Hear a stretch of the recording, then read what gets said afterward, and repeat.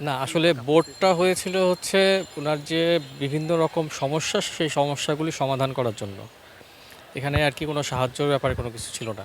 হ্যাঁ, একটা ভালো টিম করে সেখানে একটা করা ছিল যে প্রত্যেকে একেকজন তো একেক সাইডের স্পেশালিস্ট।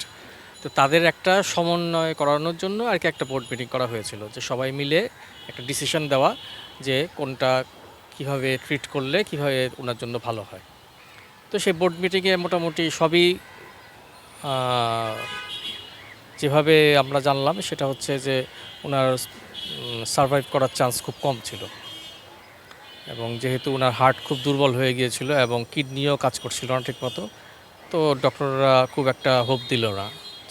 না, আমরা আসলে কারোর সাথে এইভাবে যোগাযোগ করিনি, কারণ আমাদের কাছে মনে হয়েছিল আমার বাবা এমন একজন অভিনেতা যে ওনার মৃত্যুর খবর শোনার পর সরকারের পক্ষ থেকেই আগ্রহ দেখানোর কথা আমরা চিন্তা করেছিলাম যে ওনারাই হয়তো আগ্রহ দেখাবে যে এটাকে আমরা একটা রাষ্ট্রীয় পর্যায়ে মর্যাদা একটা দেওয়ার চেষ্টা করি, কিন্তু আমরা কখনো ওইভাবে সরকারের কাছে বা কারোর কাছে এটা আমরা আপিল করি নাই যে এইভাবে ওনাকে মর্যাদা দেওয়া হোক।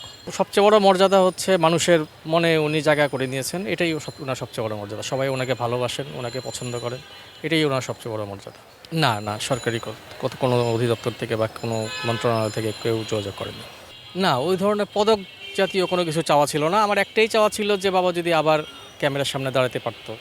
ওনার ইচ্ছা ছিল যে উনি আবার অভিনয় করবেন, আশা ছিল তার খুব যে উনি আবার অভিনয় করবেন, কিন্তু এটা হইল না। এটা নিয়ে একটা আক্ষেপ।